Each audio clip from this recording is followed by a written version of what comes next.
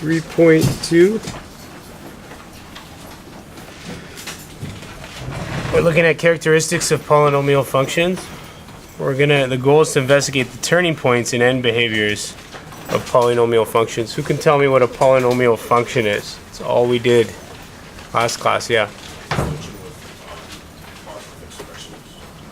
Positive expressions? Sorry, it's a positive function.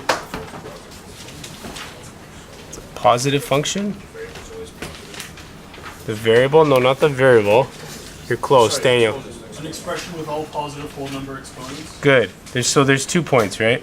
Whole numbers or integers. 0 included, right? And positive. This is exponents of x variable. All right. Joseph, over here, you can read. Carell knows that he can describe the graph of a linear function from its equation using the slope and the y-intercept. He can also describe the graph of a quadratic function from its equation using the vertex, y-intercept, and the direction of opening. Now, he is wondering whether he can describe the graphs of polynomial functions of higher degree using characteristics that can be predicted from their equation. Good. So we're talking about cubic functions, quartic functions. So he wants to know when you have a function that looks like this,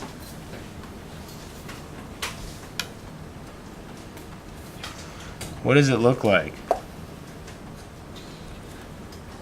Okay, that's what we're trying to figure out now. So it says the graphs of some polynomial functions are shown below and on the following page. So we have a whole bunch of different graphs here. These are graphed properly. So this is what you would get if you put it into a graphing calculator or an app on your phone. Okay, a graphing app. Oh, let's move up. Okay, so there's the six. There's 6 graphs, and then there's 3 more on the other side. So let's just take a look and notice a few things. So we notice this graph. We're very familiar with this. Okay, it's not in vertex form here, so we can't see the vertex right away, but it's in standard form. We could easily convert this to vertex form by completing the square, and we would get the equation here. This one is the first one we've noticed that's we haven't seen before, and so you're starting to see this pattern where there's like these local minimums and local maximums.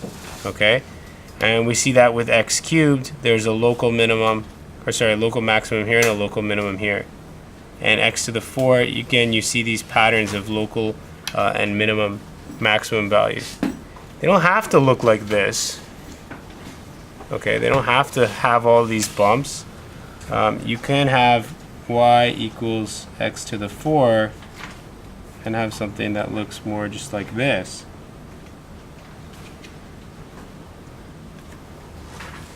Okay, so you can't say for sure that because there's 2 local minimums or 3 local minimums or maximums, this value is 4.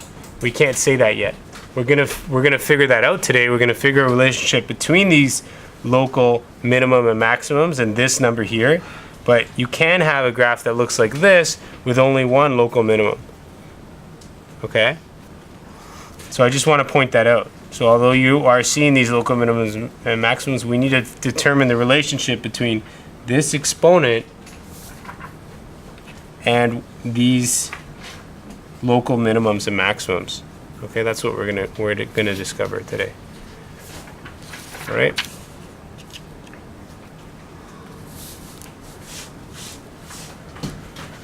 So there's our 9 equations and graphs. It says copy the following table and complete it using the remaining equations and graphs given.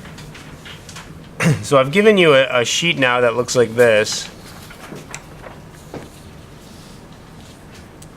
You guys can copy these graphs later. Okay, it's going to take you a little while, or even just be familiar with what they look like. You can just roughly sketch them in. Okay, so I would expect something like, you're just going to copy this graph A, which is over here.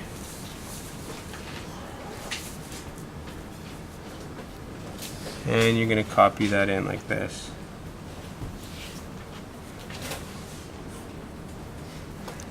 B is down here.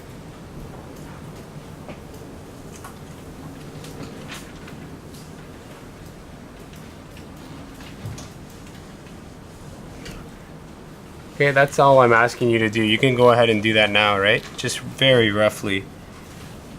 The important part about these graphs is what's happening on the ends here and how many local minimums and maximums there are. Okay, that's the important part that I want you to see. C looks like this.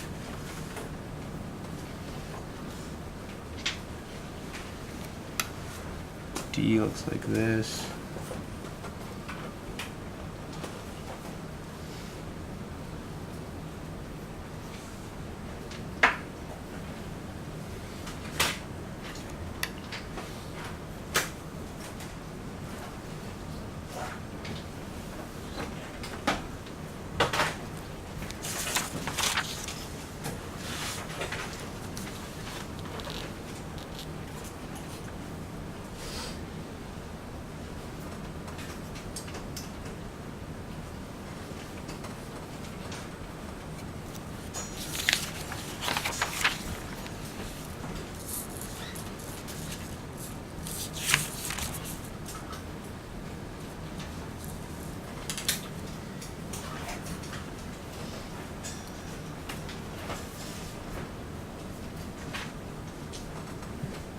Notice none of these graphs have a set pattern. We're not crossing the vertex always at 0, 0. These maximums are not lining up. So they're really kind of all over the place.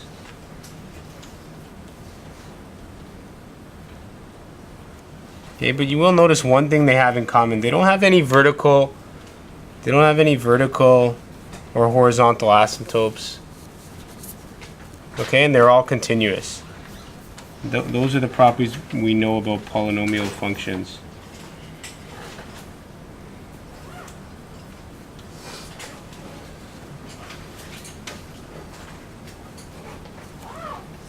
Alright. So I've copied our graphs now. I hope you guys have done the same.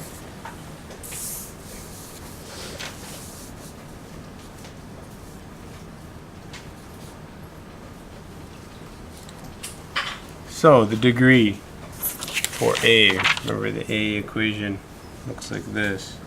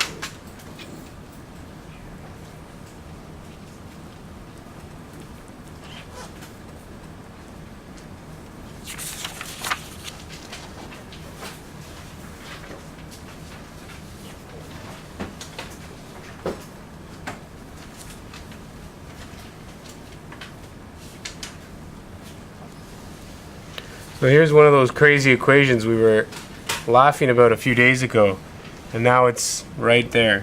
Okay, we're going to have to understand what's going on with this equation.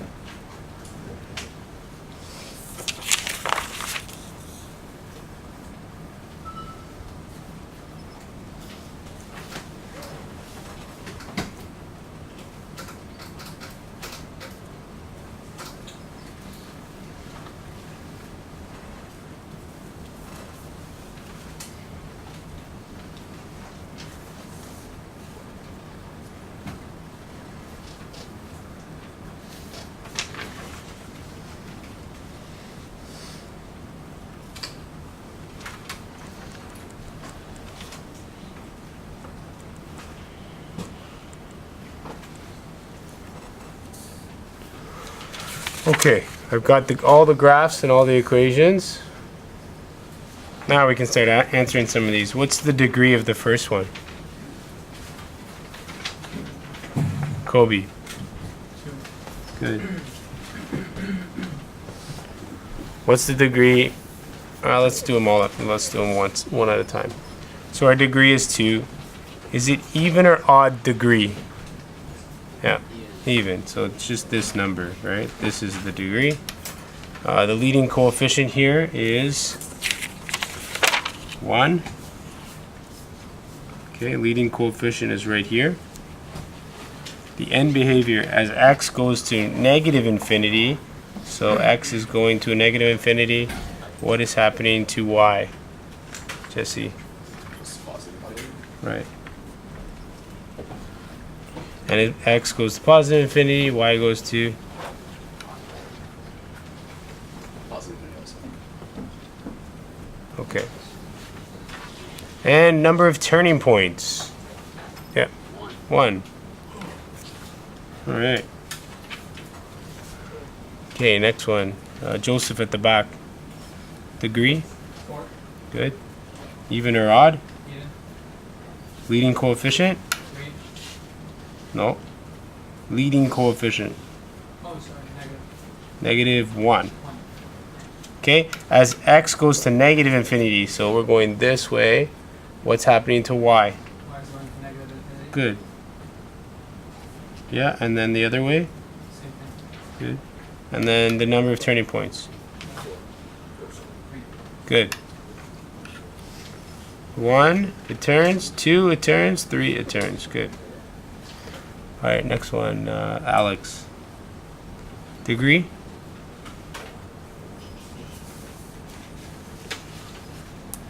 C. Yep. What's the degree? 4. Good. Even, right?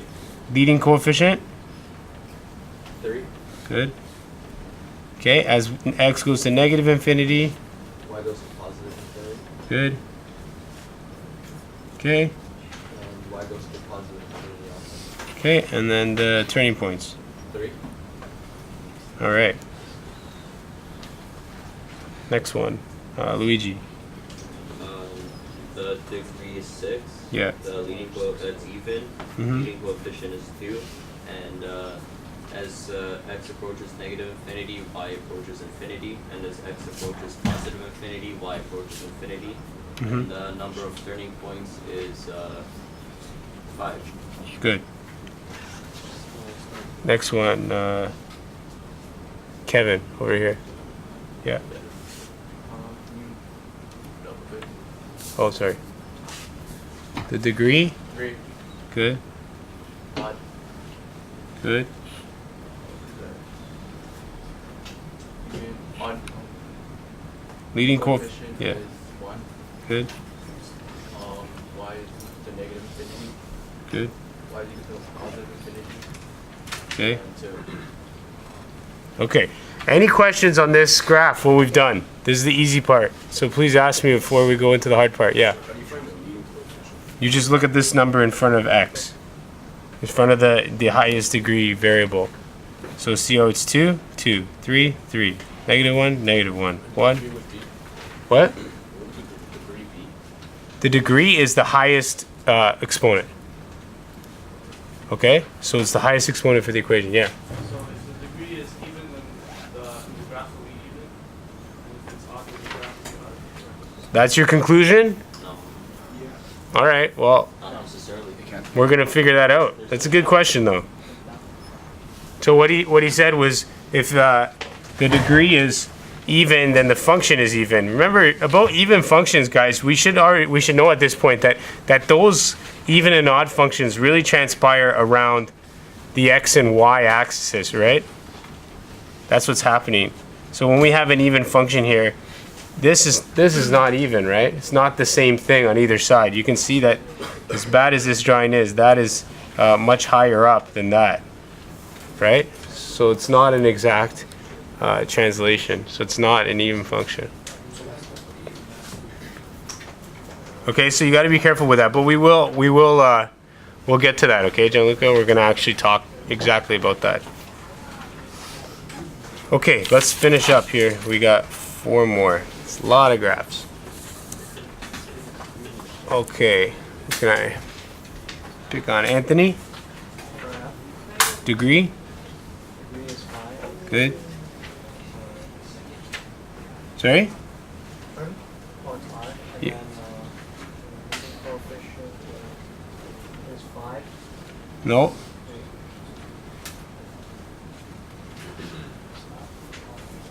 Oh, I'm looking at the wrong one. Oops, 2. And then y is positive. Wait, y is, for the first argument, y is negative infinity. Yeah. And then positive infinity. Yep. Turning points? 4. Good. Andrew, next one. So Degree? the degree is 5, Good. and it's odd, Yep. and the leading coefficient is 5, Good. and when x approaches negative infinity, y approaches negative infinity. Then as x approaches positive infinity, y approaches positive infinity. Good. And there's 2 turning points. Excellent. Okay, Eric, can you do this one? The degree is 3, and the leading coefficient is negative 2, Good. and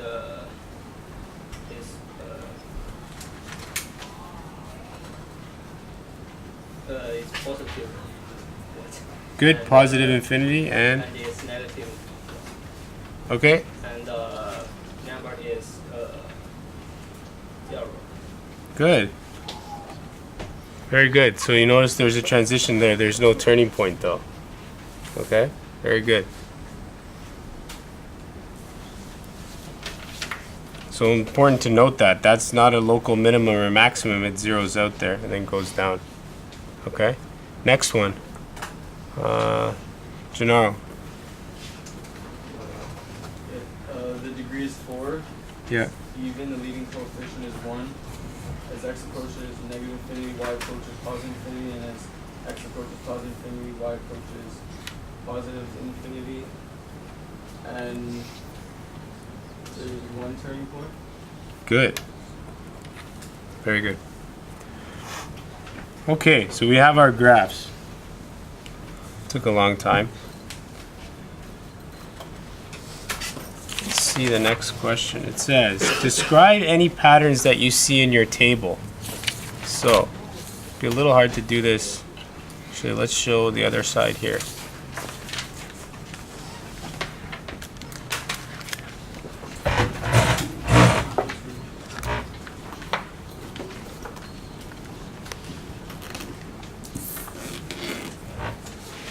Okay, so here's all our graphs.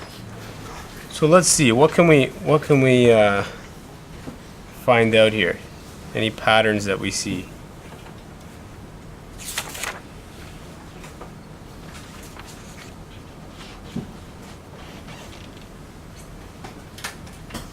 So when we have an odd degree, so these are all even. When we have odd, so all of these are odd. 1, 2, 3, 4. What do we notice? The end behaviors, they're all opposite. Whenever the degree is even, the end behaviors are the same. Whether they go negative or they go positive, they're still the same. Same, same, same, same. Odd, different end behavior. Odd, different end behavior. Odd, different, even, same. Okay? So there's our first conclusion. We can write it down here. 1. So even degree, same end behavior.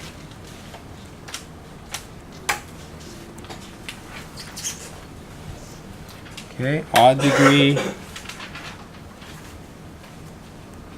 opposite end behavior. Any questions about that, what I'm talking about when I say end behavior? Okay, so that's one conclusion. Everyone agree with that?